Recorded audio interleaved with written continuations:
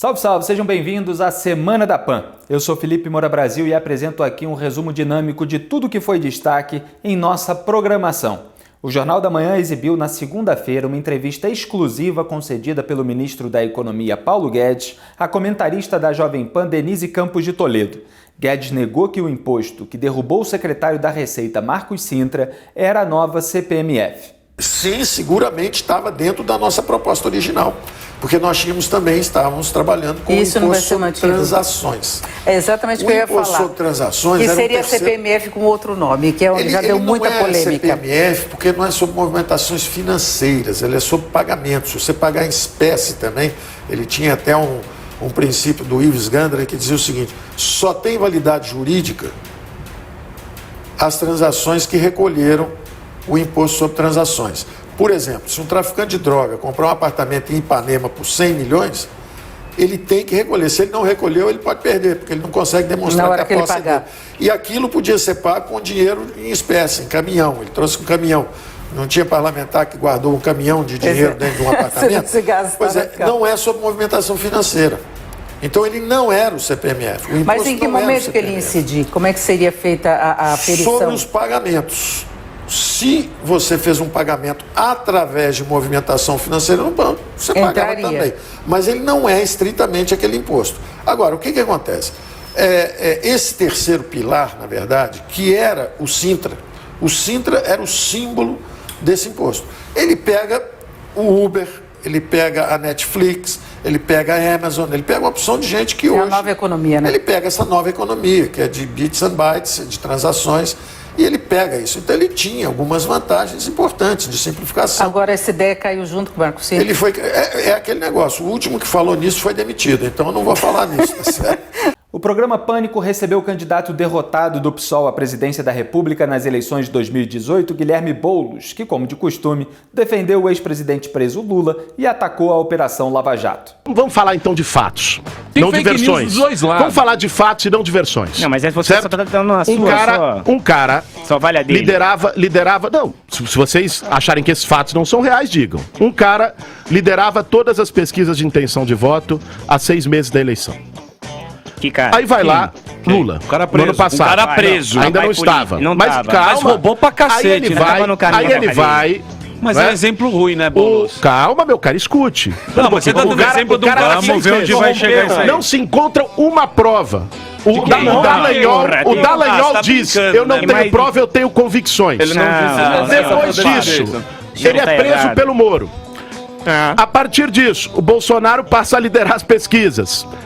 O Moro, 2 semanas depois, é indicado ministro do maior beneficiário pela vitória dele por ter tirado o cara que estava no meio do caminho. Quantas instâncias foram? 6 meses depois, aparece por um jornalista renomado, né? Mais ou menos! Informações que mostram como o processo foi feito. Ali, né? Imoralidade, uma articulação criminosa de Ministério Público, de acusação com o juiz. O juiz tem que julgar. E as outras instâncias? Não tem que ser amigo da acusação. Boulos. E todas as instâncias, hein? Aí vem aqui pra dizer, depois ainda tem quem atuou dessa maneira, ter ainda a cara de vir falar qualquer coisa, porque é ladrão, porque não sei o que, o Lula. Depois, as mesmas pessoas que, em nome do combate à corrupção, que encheu a boca pra dizer, elegeram um cara que indica filho embaixador, elegeram um cara que indica filho embaixador, elegeram um cara que comprou reforma da Previdência pagando 40 milhões de emenda por deputado, que disse que ia mudar tudo que tá aí. A prova tá na imprensa, ele disse. A prova tá na imprensa. Foi oferecido. Não, é réu confesso. Como o articulador do governo disse. Tá lá. Procurem. O Laranjal do PSL, né? Caiu até ministro por isso. Toda prova contra o Bolsonaro. A mamata completa estabelecida no governo. Mas é um argumento muito quarta série, cara. Pelo amor de Deus. É o esquerdismo infantil. Boulos, aí eu sou igual o Mojica, o nosso querido Mojica. Você gosta do Mojica? Você! O velho Mojica. Eu gosto do velho Mojica. O velho Mojica. O que o velho Mojica falou pra nós? O que ele falou pra nós, o Mojica? Esquece o Barba. Deixa o Barba. Porque você é um cara novo. Você é um cara que pode ter essa coisa. Agora fica com o Barba. Mas é o pai político dele, eu pai político. não acho que injustiças devem ser toleradas. Você pode fazer a crítica que for, Emílio, mas nós não podemos tolerar injustiça e muito menos hipocrisia. E muito menos hipocrisia. Mas se a hipocrisia for dar o exemplo do Lula, não é um negócio que você tá dando um tiro. Você não acha que não, Daniel? Veja uma coisa, cara. Mas todo mundo sabe, o cara foi o Lula apareceu aqui. Apareceu pelo debate da questão dos bancos tributários. Por isso que eu coloquei o exemplo dele, porque eu acho que uma crítica não deve significar conivência com injustiça. Conivência com o aparelho judicial do Estado ser utilizado por perseguição. A terça-feira foi marcada pela participação de Jair Bolsonaro na abertura da Assembleia Geral da ONU em Nova York. O programa 3 em 1 debateu o discurso do presidente. Em seu discurso de abertura na Assembleia Geral da ONU, o presidente Jair Bolsonaro apresentou o que chamou de Novo Brasil. De acordo com ele, o país estava sob ameaça do socialismo e agora, sob seu governo, trabalha para afastar a corrupção, a violência, realinhar valores e reconquistar a confiança do mundo. Ainda durante o discurso, Bolsonaro voltou a defender a teoria de que os países que o criticam têm interesse comercial nas riquezas minerais do país e disse que é uma falácia dizer que a Amazônia é patrimônio da humanidade e um equívoco chamar a floresta de pulmão do mundo. Nós temos um trecho aqui. É uma falácia dizer que a Amazônia é patrimônio da humanidade e um equívoco, como atestam os cientistas, afirmar que a Amazônia, a nossa floresta, é o pulmão do mundo. Valendo-se dessas falácias, um ou outro país, em vez de ajudar, embarcou nas mentiras da mídia e se portou de forma desrespeitosa com espírito colonialista. Questionaram aquilo que nos é mais sagrado, a nossa soberania. Em seguida, o presidente brasileiro informou que o país tem 61% do território preservado. Segundo ele, a Amazônia, que é maior do que a Europa Ocidental, está praticamente intocada, o que torna o Brasil um dos países que mais protege. Ele também ressaltou que tem compromisso solene com a preservação da floresta. Sobre os indígenas, Bolsonaro afirmou que o Brasil não demarcará mais territórios além daqueles que já possui e defendeu a exploração das terras por parte das tribos. O presidente também voltou a criticar a postura das ONGs que defendem o meio ambiente. Foi um discurso recheado de temas, né, Vera? Muita coisa pra gente abordar. Diga aí.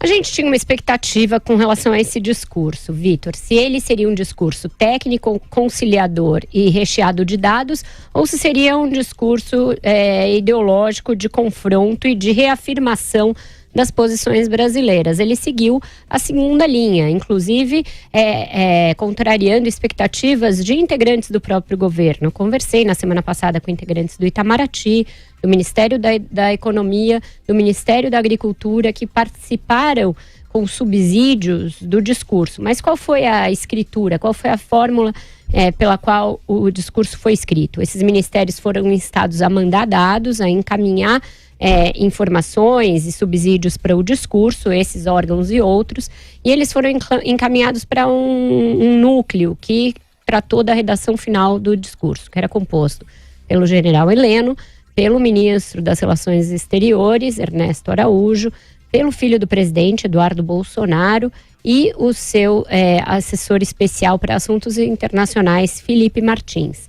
Na hora do fecho do discurso, prevaleceu esse grupo mais ideológico, mais ligado a essa pauta do confronto e da resposta ao que se considera ataques à soberania do Brasil, e prevaleceu também a estratégia de falar para o público interno, não necessariamente para aquele fórum de chefes de estados, de organizações que orbitam ali ao redor da ONU, das próprias subdivisões das Nações Unidas e para a imprensa internacional. Então, Bolsonaro reafirmou temas da sua campanha, reafirmou a sua doutrina ali em relação ao meio ambiente, em relação à política indigenista, em relação à abertura comercial do Brasil e a prioridade para negócios com países que ele chamou de democráticos, embora ele tenha listado ali alguns que não são democracias efetivamente, como a Arábia Saudita, e um confronto com os fantasmas de sempre, os inimigos de sempre do presidente Jair Bolsonaro, a saber, a imprensa, e nesse caso ele expandiu a sua ira à imprensa internacional, o chamado globalismo, agora um novo colonialismo, mais um inimigo que ele erigiu ali, numa retórica bastante passadista, a meu ver.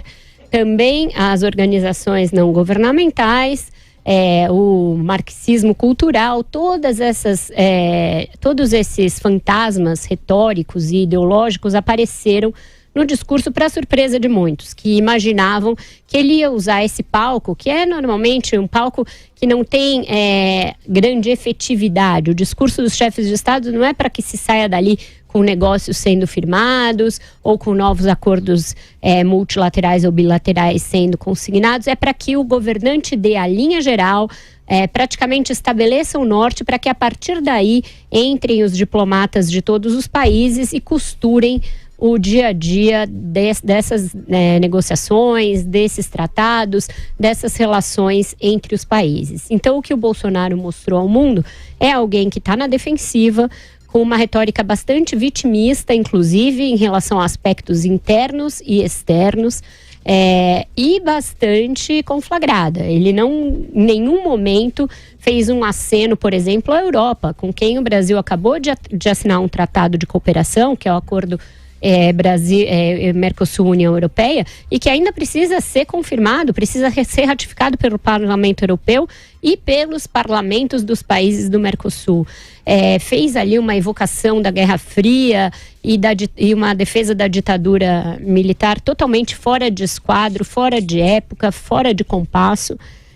Eu achei que foi um discurso que perdeu uma oportunidade. A gente vinha falando aqui da oportunidade que o Brasil tinha de restabelecer a sua imagem no exterior, mostrar que ele tem sim um histórico de preservação ambiental, e o Bolsonaro até pincelou isso, mas de forma meio incongruente, porque ele vinha fazendo várias críticas aos governos que o antecederam, e aí de repente lançou o super trunfo de que o Brasil é um dos países que mais preservam o meio ambiente, se esquecendo de que, se isso é verdade, não é uma construção dos 9 meses de seu governo, e sim dos vários governos que o antecederam. Então foi um discurso bastante ideológico, voltado para reconquistar uma parcela do seu próprio público que vinha se perdendo pelas contradições do discurso bolsonarista em relação ao combate à corrupção. Ele viu nessa chance e nesse escudo da soberania nacional, do patriotismo, etc., uma chance de reagrupar o seu rebanho que estava meio disperso. É uma pena que um presidente brasileiro vá às Nações Unidas imbuído desse tipo de objetivo tão imediatista, tão mesquinho, tão jeca, tão local, e não use um espaço que é nobre e para o qual muita gente estava atento. O Brasil estava concentrando os olhos do mundo para falar de coisas realmente globais, realmente importantes para a nossa economia, do que está sendo feito. Ele só pincelou as questões das reformas econômicas do seu governo, mal falou das oportunidades abertas com a privatização, não falou, na verdade, sobre isso, ficou ali falando de temas ideológicos e exibindo um certo ranço passadista que não combina em nada com aquele fórum. Fala, Josias. O que as pessoas de bom senso esperavam do Jair Bolsonaro era que ele aproveitasse esse discurso na ONU para desarmar o gatilho ambiental que ameaça o interesse econômico do Brasil. Mas o Bolsonaro conseguiu corresponder a 100% das expectativas de quem não esperava que ele dissesse na ONU nada de proveitoso para o interesse nacional. É difícil esperar alguma coisa de proveitosa num discurso que sofreu revisão final do Eduardo Bolsonaro, que é o filho e chanceler de fato, Ernesto Araújo, que é o chanceler de fachada, e Felipe Martins, que é o assessor internacional do Planalto. O Bolsonaro discursou na ONU como se ele pronunciasse uma dessas falas que ele transmite toda quinta-feira aos súditos dele nas redes sociais. A mesma agressividade, as mesmas obsessões. Depois de contaminar o meio ambiente com essa política antiambiental que o ministro dele do meio ambiente conduz, o Bolsonaro conseguiu estragar o ambiente inteiro. O discurso dele estava contaminado pelo pesticida ideológico. O presidente, sem nenhuma dúvida, desperdiçou o que seria a melhor oportunidade dele para retirar dessa retórica dele, da retórica ambiental, a raiva que atrapalha os acordos internacionais, que afugenta investidores estrangeiros e que ameaça a pauta de exportações do agronegócio brasileiro. O presidente desperdiçou a maior parte do tempo expondo peças de o que eu chamo de um museu particular de novidades do Bolsonaro. Ditadura de Cuba, de Venezuela, numa hora como essa, Foro de São Paulo, ele mencionou até a guerra que foi travada pelos militares na década de 60, pelas pessoas que tentaram mudar o regime brasileiro, quer dizer, mais uma reafirmação dos valores da ditadura militar, tudo isso num ambiente ali meio fora de hora, não é hora para isso. Cuba é uma ditadura de 5ª categoria, que não tem a menor relevância econômica, a Venezuela está no chão. Falar de Foro de São Paulo, numa hora dessa, num palanque, numa tribuna tão qualificada. E aí o Bolsonaro ficou com os olhos grudados nesse retrovisor que está estacionado na Guerra Fria e esqueceu de falar para o para-brisa, de onde o observavam os líderes mundiais todos, os chefes de organizações multilaterais, homens de negócios estão ávidos por aplicar dinheiro no Brasil. Essa gente estava esperando uma palavra qualquer que sinalizasse o desejo do Bolsonaro de injetar alguma racionalidade na prosa dele. Sobre meio ambiente, que era o epicentro da preocupação, o Bolsonaro limitou-se a reiterar o lero-lero inverossímil dele, negando o desmatamento, falando de um compromisso com o meio ambiente que a prática do governo dele não comprova, atacando a ONG de novo, desqualificando a imprensa, um negócio reafirmando o desejo dele de explorar reservas indígenas, insinuando que fará isso. Dizia-se no Planalto que ele não atacaria líderes estrangeiros lá na ONU. Fez papel de bobo quem acreditou nisso, atacou de novo o Macron, sem citar o nome, mas ficaram claras as menções dele ao Macron. Quer dizer, nesse momento, no momento que ele teve maior lucidez ali, foi quando ele falou da agenda econômica dele, que o Brasil está se abrindo para a economia internacional, está se integrando a cadeias globais de valor. Só que ele mencionou o acordo do Mercosul. O problema é que todo o resto do discurso dele conspira contra essa abertura econômica, que é o aspecto mais benfazejo do governo dele. Ele fala dessas coisas todas, esquecendo que não foi deslanchado no governo dele, vem de muito tempo. Esse esforço para fazer o acordo do Mercosul com a União Europeia, por exemplo, ganhou grande impulso na época do Michel Temer. Não avançou mais porque havia naquela ocasião uma corrupção endêmica que não deixava que nada avançasse. O extremismo ideológico do Bolsonaro é outro tipo de pesticida, mas tem o mesmo efeito devastador. Acho que num certo momento o Bolsonaro falou que uma das coisas que ele vem fazendo na área econômica é um esforço para conter o déficit público, o déficit fiscal. É um fato, mas ficou entendido nesse discurso do Bolsonaro que, nesse momento, o maior déficit do Brasil está entre as orelhas do presidente. E você, Constantino, gostou do discurso ou não? Vamos lá, eu tive uma visão bem diferente dos colegas, eu achei um bom discurso. Eu não tenho em tanta alta conta assim a ONU. Eu acho que naquele mesmo púlpito já passaram figuras como Che Guevara, em 64, falando que fuzilava e fuzilava mesmo no regime cubano. Já passou Hugo Chávez, enquanto era adorado pela turma de esquerda, ainda não era o demônio que hoje muitos reconhecem, né? Para os liberais e conservadores já era, mas para muitos na imprensa não. E Chávez passou lá falando do cheiro de enxofre que o Bush teria deixado. Então, eu não tenho em alta conta a ONU e esse púlpito, não. Eu acho que isso é um ambiente de retórica e guerra de narrativas, guerra ideológica e política. E nesse aspecto, eu acho que o presidente brasileiro foi muito bem. E vamos lá, eu vou dividir em duas dimensões o discurso dele para analisar de forma muito breve aqui. A primeira dimensão é o conteúdo, o que foi dito. E a reação de muitos, chocados e falando de agressividade, onde eu não vi agressividade alguma, mostra quão doente o mundo está e quão afastada da realidade da população a bolha progressista, as elites cosmopolitas estão. Né? O discurso fala em patriotismo, soberania nacional, valores morais, família, Deus, religiões, liberdade religiosa. Fala de tudo aquilo que é bom senso para a imensa maioria da população. Isso hoje é considerado muito extremista, muito radical para aqueles que embarcaram nas narrativas progressistas, aqueles que talvez tenham achado muito bonito o discurso, aí sim, histérico, paranoico e radical daquela menina lá que eu já tinha chamado a atenção ontem, a Greta Thunberg, né, a sueca que nasceu em berço de ouro e acha que é a maior vítima do planeta. Agora, em termos de conteúdo, então, muito bom. Ele enalteceu ali os valores certos, né? Em termos de resultado prático desse discurso, aí é questionável. Mas eu não acho que seja o intuito desse tipo de discurso sair dali com mais acordos, com mais recursos para investir no Brasil. Não é essa a seara para isso. Então, é questionável se o resultado prático é positivo para o país, mas do ponto de vista do que foi dito, eu aplaudo e aplaudo de pé. Agora vamos para outra dimensão, né? Em relação, e isso é uma divisão que eu vejo que muita gente não faz. Em relação ao diagnóstico dos problemas do mundo, o presidente vai na veia. Ele não ataca inimigos fantasmas. O socialismo, o Brasil flertou, sim, durante o PT e quase mergulhou no mesmo abismo que está a Venezuela. Isso foi muito próximo. O Haddad, que é o preposto do Lula na eleição, o Lula com outro nome, teve 37 milhões de votos. Meu Deus, isso agora, ontem.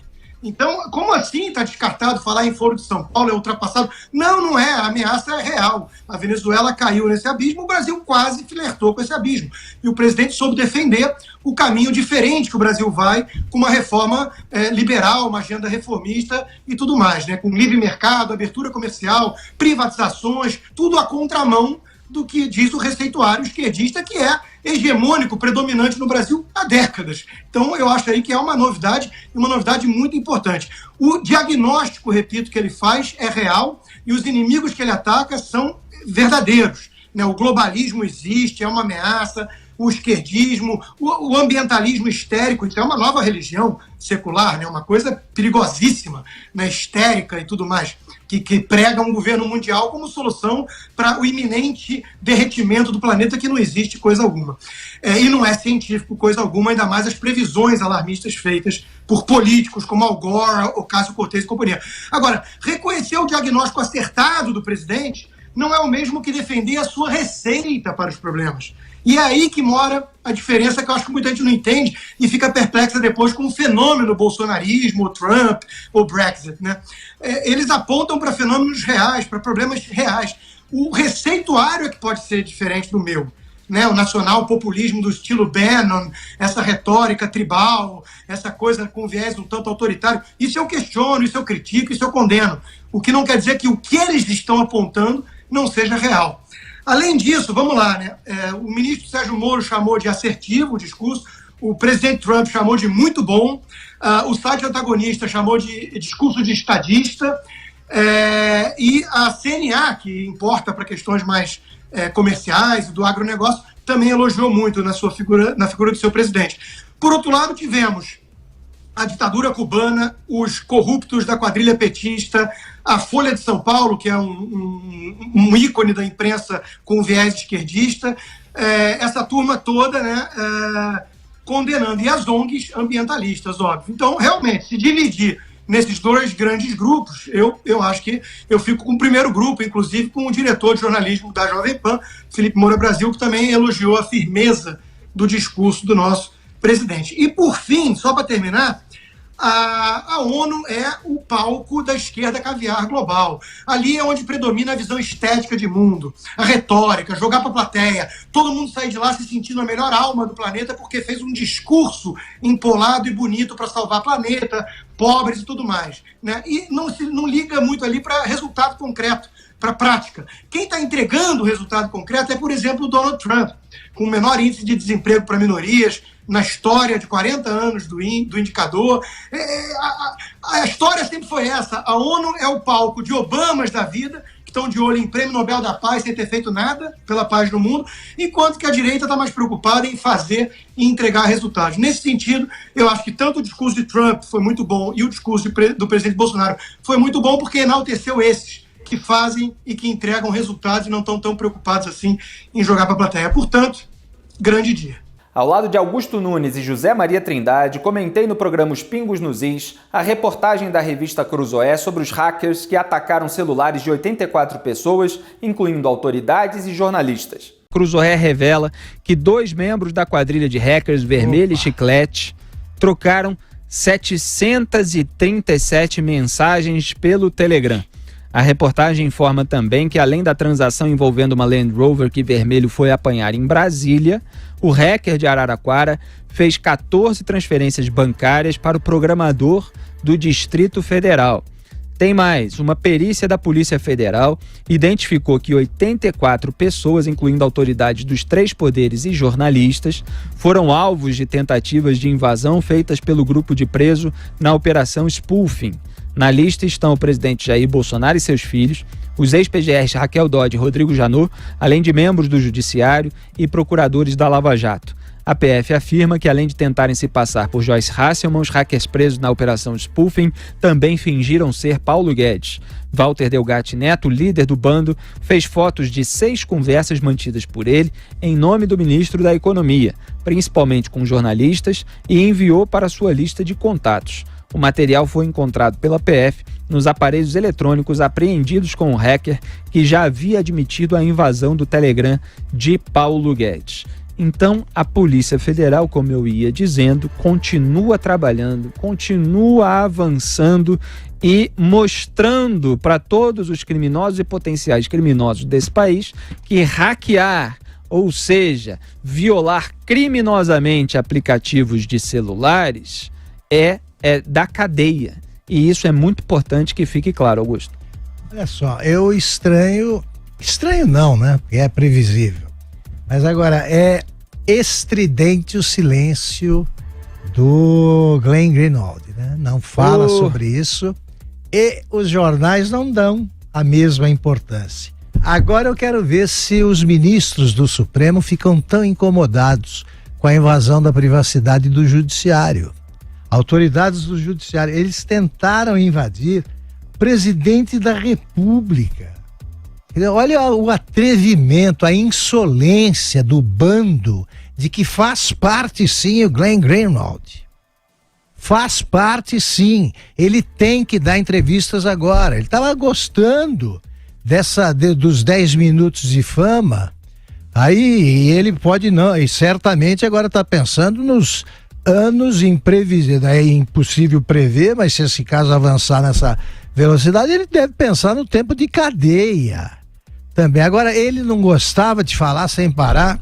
Dê entrevistas explicando o que aconteceu. Ó, com quem ele antes? Ele tinha vermelho ou tinha chiclete? O que pode dar de uma trinca, né, que junta esses dois, o Glenn Greenwald? E agora, como é que faz? Ele não vai explicar essas tentativas de invasão. Qual é o que ele sabe, além do que foi divulgado? O que ele vai fazer com esse material? Chantagem? E os que ficam defendendo esse crime vão dizer o que agora?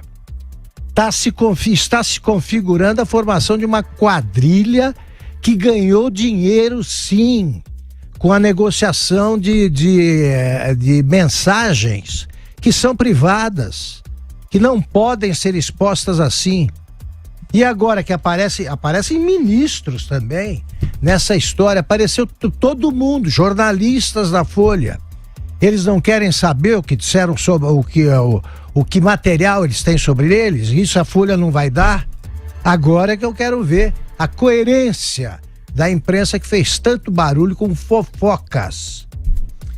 Na rede social do Glenn Greenwald, ele só está dando destaque àquilo que aconteceu lá no Rio de Janeiro com a morte da menina Ágata, de quem a gente, cuja cobertura a gente comentou ontem aqui em Os Pingos nos Is. Agora, nenhuma palavra a respeito do avanço dessas investigações e do encontro da Polícia Federal relativo àquele áudio em que um dos bandidos conversa com o próprio Glenn Greenwald, segundo a Polícia Federal. Diga aí, Zé Maria Trindade. É para ficar mesmo com a famosa barba de molho, porque são crimes. Isso aí é crime. O que o Intercept publica é um produto de roubo. Tanto é assim que os ladrões estão na cadeia, né? E a comprovação ali de que se trata mesmo de organização criminosa. Organização criminosa porque cada um tem o seu papel. E o papel desse último preso era exatamente fazer a plataforma digital para os roubos. Ontem, depois de falar aqui que todas as instâncias já haviam negado o pedido, né, de liberdade para eles, houve mais uma negativa nos tribunais superiores, ou seja, há uma confirmação através dos tribunais, o primeiro Tribunal Regional Federal, e depois STJ e Supremo, a ministra Rosa Weber negou, né? Há uma comprovação de que se trata mesmo de uma prisão preventiva justificável. É um raro caso, né? Porque a prisão se dá depois da condenação em segunda instância. Mas, nesse caso, a situação é tão séria e são pessoas tão perigosas ali que não é possível colocá-los em liberdade porque eles iriam ameaçar a investigação, testemunhas e até pessoas que estão sendo, que foram vítimas desse processo. Então, é um crime, é produto de um crime, e a prova disso é que eles continuam presos. Na quarta-feira, o plenário do Senado aprovou por 68 votos a 10 a indicação de Augusto Aras para a Procuradoria-Geral da República, após 5 horas de sabatina na CCJ da Casa. Na quinta, o novo procurador-geral assumiu o cargo com um discurso em defesa da independência e da autonomia do Ministério Público. Bruno Garchagen e Rodrigo Constantino comentaram o assunto. Agora que Augusto Aras já é o Procurador-Geral da República, nós vamos ver na prática o que ele pensa a respeito de questões importantes que são de sua competência. E principalmente no que diz respeito aí a Lava Jato, porque a gente não sabe ainda de que maneira ele convenceu o presidente Jair Bolsonaro. Haviam lá vários candidatos que se encontraram com o presidente e o presidente achou por bem, com base nessas conversas, escolher o Augusto Aras e indicá-lo. Mas o teor dessas conversas e de que maneira que o presidente foi convencido, esse teor a gente não sabe até agora. E depois, o discurso que ele teve para com os senadores, para dessa forma conseguir os votos, e a sabatina foi pareceu um converscote ali entre amigos, essa sabatina deixou claro que esse périplo pelos gabinetes deu certo, ele conseguiu convencer, fazendo críticas pontuais ali à Lava Jato, dizendo que a operação é importante, mas que pode ter cometido excessos, sem dizer exatamente quais seriam esses excessos, de que maneira que a Lava Jato poderia ser corrigida, e deixando em aberto, falando de forma generalista, sem apresentar pontos específicos, acende o alerta vermelho. De qualquer maneira, o discurso de posse dele foi um discurso que se espera de um procurador-geral, falando da importância das instituições, divisão de poderes e tudo aquilo que de fato é importante, tem que ser cobrado e tem que ser também praticado no dia a dia pelo procurador-geral e também pelos procuradores. E o discurso do presidente também foi um discurso adequado, sereno, pontuando essas dimensões. Agora, volto a insistir. Nós vamos ver na prática agora de que maneira o procurador-geral se comportará em face da Lava Jato e em face daquele que conduz a Lava Jato, que é o procurador Deltan Dallagnol. Ô Constantino, antes de você falar, eu só queria acrescentar uma informação. Em um dos primeiros atos como procurador-geral, Augusto Aras nomeou o subprocurador aposentado Eitel Santiago de Brito Pereira para o cargo de secretário-geral do Ministério Público da União. Em 2018, o novo secretário concorreu nas eleições para deputado federal pela Paraíba e apoiou então o candidato e atual presidente da República, Jair Bolsonaro. Constantino. Na verdade, as palavras são baratas, o vento leva, ele estava em campanha, ele se reuniu com cada senador em privado e sabe-se lá o que foi acordado ou prometido, e também durante a sabatina apareceu ali, apesar de durar quase cerca de 5 horas, pareceu de fato um converscote, todo mundo estava muito confortável, ninguém esperava que ele fosse passar sufoco ali, e de fato não passou. Ele agradou desde Renan Calheiros, que teceu loas a indicação de Bolsonaro como o maior acerto até agora do presidente, passando pelo PT e chegando até a alas bolsonaristas. Então, tudo isso acende alertas, assim como o discurso que ele fez, muito em prol da Constituição, o tempo inteiro reforçando a importância da divisão dos poderes, do Estado de Direito, de preservar a Constituição, mas nas entrelinhas é o que importa, vinha sempre um mais. Eu apoio muito a Lava Jato, mas não podemos permitir excessos, ribaltas e tudo mais. Então, acende uma luz amarela de alerta, gera um certo desconforto ou desconfiança do lado de cá, né? Até porque todos lá ficaram muito confortáveis, então, do lado de cá, de fora da população, há sim motivos para ter dúvidas e acompanhar de perto a sua gestão, mas agora começa o jogo a ser jogado de fato, e ele tem 2 anos pela frente de autonomia. O Congresso Nacional derrubou 18 dos 33 vetos do presidente Jair Bolsonaro à lei de abuso de autoridade. Comentamos a decisão no programa Os Pingos nos Is. Zé Maria Trindade. como a gente comentou ao longo das semanas, vários desses itens cujos vetos foram derrubados, eles têm uma redação que apresenta critérios subjetivos e, claro, deixam policiais, procuradores e juízes numa situação muito delicada para tomar as suas decisões, porque, em alguns casos, tribunais superiores podem considerar aquilo errado, numa interpretação diferente, e eles serem punidos. Esse caso, por exemplo, de relaxar a prisão manifestamente ilegal, não substituir a prisão preventiva por outra medida cautelar, o que acontece? Vamos falar a verdade aqui. A Lava Jato recorreu a prisões preventivas, são prisões sem prazo para terminar. E essas prisões, muitas vezes, se alongaram bastante, como o caso do Marcelo Odebrecht. Mas por que se alongaram bastante? Porque havia, claro, risco de destruição de provas, como a própria investigação mostrou, que a Odebrecht se mobilizou para tentar impedir que a investigação chegasse até a conta da Suíça. São investigações altamente complexas, de esquemas internacionais, muitas vezes, de lavagem de dinheiro altamente complexos, e isso faz com que o preso, aquele alvo da investigação, tenha de ficar mais tempo em prisão preventiva. Aí vem todo esse pessoal parlamentar que é investigado também, uma boa parte deles pelo menos, e que é contra essa extensão da prisão preventiva e tenta lá intimidar o juiz para não decretar essa prisão. E a gente vê que isso não tem denominador comum nem sequer no plenário do Supremo Tribunal Federal, Zé Maria. E Gilmar Mendes tem lá uma opinião, Luiz Roberto Barroso tem lá outra, mas aí como é que vai ser? O sujeito vai ser penalizado, vai ser punido, vai ser preso por tomar uma decisão dessa? Então, quer dizer, é tudo muito nebuloso, subjetivo, para tentar fazer com que os políticos que foram alvejados pela Lava Jato tenham condições melhores para evitar que sua imagem seja arranhada ou que eles sejam presos e punidos. Felipe, é uma legislação de terror, de insegurança jurídica, né? Juiz com medo de juiz e procurador com medo de procurador, promotor com medo de promotor. É verdade, existem sim exageros de juízes, isso já foi chamado aqui até de juizite aguda, juízes que desdenham e desmoralizam testemunhas e advogados durante sessão, né? Existe isso, existe sim.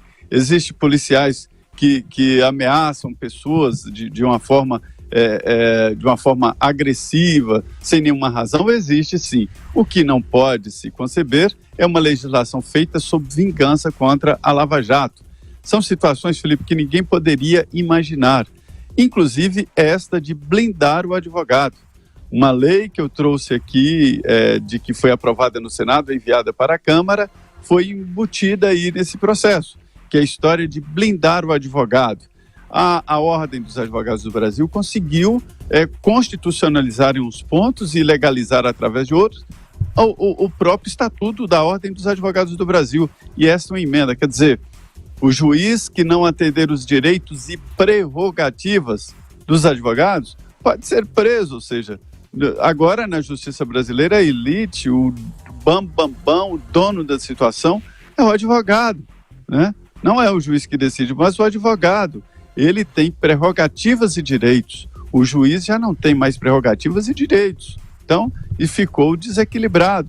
E a partir de agora, como é que é? Pode ou não pode fazer uma operação, fazer busca e apreensão em um escritório de um advogado? Porque a lei aí definiu claramente que é abuso de poder, fazer qualquer escuta, é abuso de poder, ter acesso a qualquer anotação ou depoimento íntimo ali do advogado e seu cliente. Isso é uma proteção de mercado, isso não é justiça, isso é proteção de mercado. Os juízes, a partir de agora, terão que pensar duas vezes antes de determinar uma prisão, porque eles podem ser punidos, porque encontram, como nós encontramos no dia a dia, juízes que não estão exatamente analisando o processo e que acabam definindo ali critérios diferentes. Me disse um juiz sobre esse debate de que nada é mais rigoroso contra um juiz do que outro juiz. Eles acham que são rigorosos demais contra os colegas juízes. Então, piorou muito a qualidade. Isso aí eu estou chamando de a revolta da velha política. Foi um dia em que o Senado saiu de casa para fazer coisa feia. Foi um dia em que o Senado foi para o plenário, e eu já disse isso aqui, olha, quando o plenário enche, senhores, tomem cuidado. Geralmente eles decidem contra os nossos interesses. E foi assim. Foi uma surpresa geral. Eu conversava ali, me disseram, eu até relatei aqui, de que haveria sim a queda de alguns artigos, um artigo aqui, outro ali, mas desta forma, não. Houve ali uma recuperação desse espírito de corpo do Senado Federal e da velha política. E aí o presidente do Senado chafurdou de vez no grupo do Renan, dos G10, dos Sarney's e dos Jucás. E quantas vezes, só para complementar o que o Zé Maria disse, eu apontei nesse programa os motivos pelos quais há tantas iniciativas para blindar escritórios de advocacia. Vou citar só 2 exemplos, tá? Antônio Palocci disse à Polícia Federal, ele que virou delator, que o seu assessor Branislav Kontik teria usado o escritório do advogado José Roberto Batóquio para armazenar fisicamente recursos em espécie destinados em parte ao custeio do Instituto Lula. E a própria Lava Jato deu explicação sobre os pagamentos de propina para Edson Lobão em escritório de advocacia vinculado à família. Então, eu repito a pergunta que eu fiz nessas 2 ocasiões. Deu para entender por que tentam blindar advogados e escritórios? Augusto Nunes. Zé, eu queria saber o seguinte, quem é que julga esses casos, para saber quem aplica essa lei? Um juiz de primeira instância, por exemplo, é julgado pelo Tribunal de Justiça, é isso? Olha, a legislação ficou da seguinte forma, o Ministério Público é o dono da ação, ele pode entrar inclusive contra a vontade da vítima, né? Se o Ministério Público entender que o juiz ou aplicou uma pena desleal ou praticou qualquer abuso, a partir desta lei o Ministério Público tem a opção, ou seja, a competência de entrar mesmo contra a vontade da vítima. Se ele não fizer no prazo, aí a vítima pode apresentar. Mas eu me lembro que ele entra com a ação em que instância? Na instância imediatamente superior? Não, ele pode apelar na mesma instância e depois subir para a instância superior, né? Porque geralmente as cidades têm mais de uma vara. Onde houver uma vara única, é claro que o próprio juiz não vai decidir, mas aí vai para a decisão superior.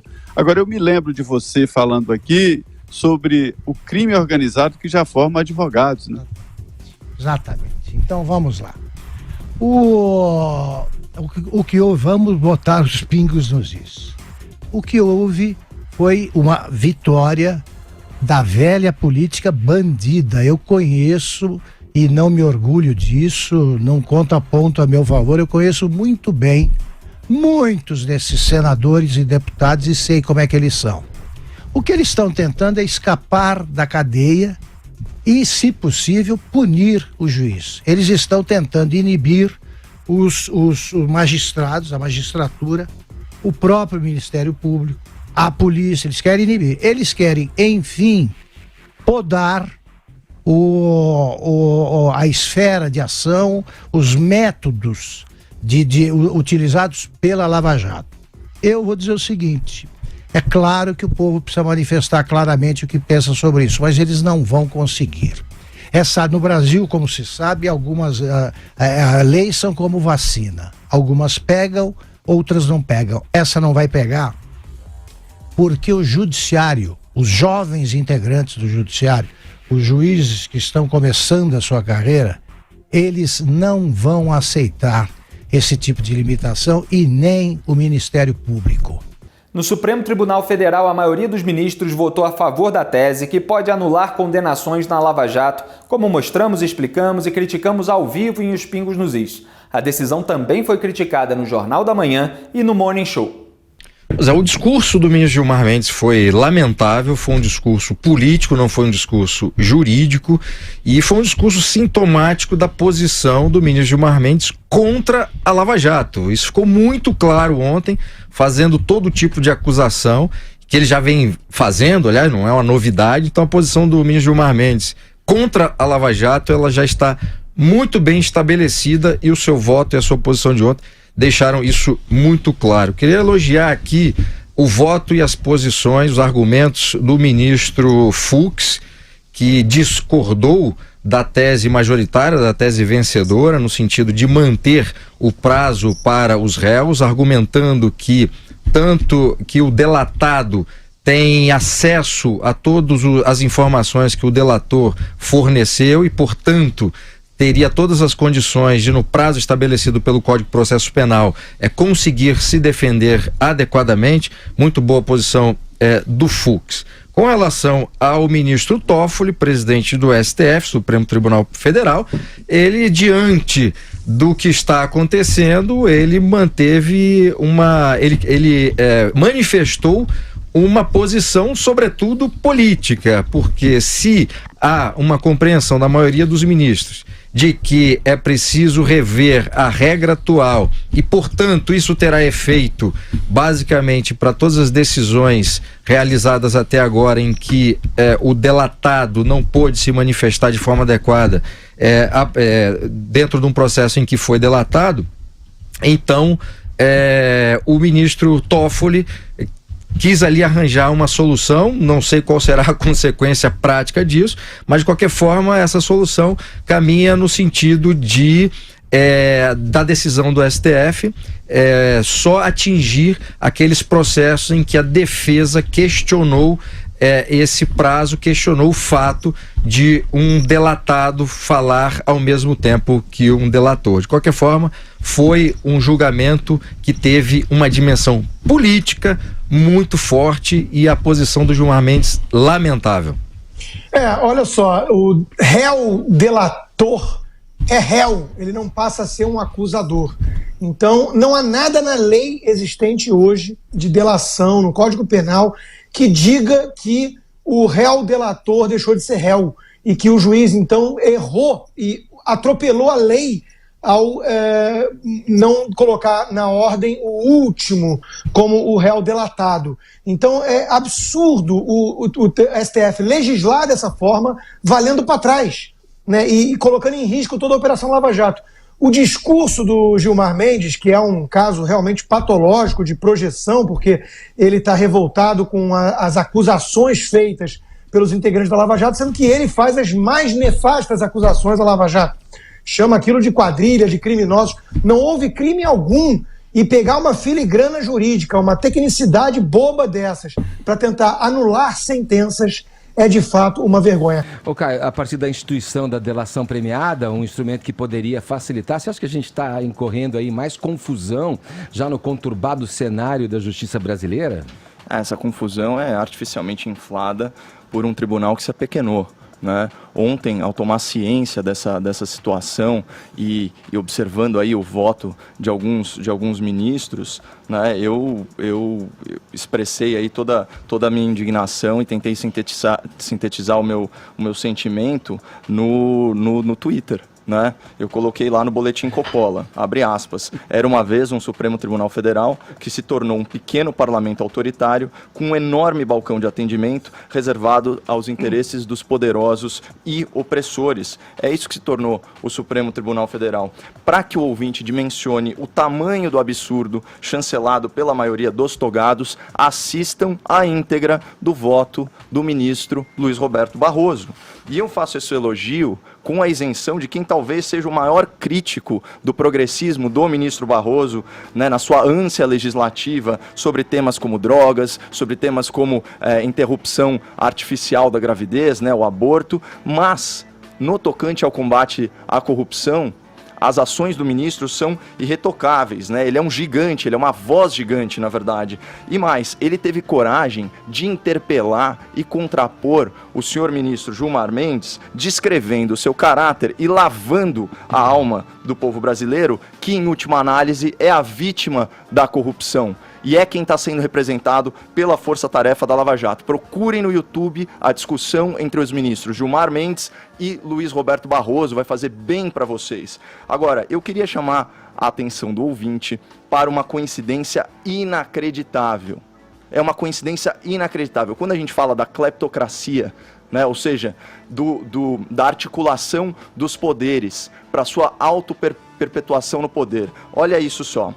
Para quem não sabe, o site The Intercept Brasil ainda existe, né? Embora o Glenn esteja aí um pouco mais tímido, né, em decorrência das suspeitas da sua participação na violação da privacidade alheia e eventual conluio com a quadrilha de hackers. Pois bem, quarta-feira, 25 de setembro, na véspera desse julgamento ilegal no plenário do STF, certo? Que tem o condão de literalmente anular a Lava Jato, o site The Intercept vazou conversas que supostamente apontavam uma proximidade supostamente indevida entre o chefe da força-tarefa da Lava Jato, o senhor Deltan Dallagnol, e o ministro do STF, o Luiz Roberto Barroso. Olha que coincidência! Na véspera do julgamento. Ou seja, qual que é a ideia aqui? Fritar o paladino anticorrupção no Supremo, na véspera de um julgamento em que ele, como estudioso do processo penal que é, certamente decidiria em favor da Lava Jato. Aí eu te pergunto, ouvinte, se você fosse o jornalista em posse de um furo que envolve o coordenador da Força Tarefa e um ministro do Supremo Tribunal Federal, você aguardaria tanto tempo para vazar essa conversa? Esse é o furo do século.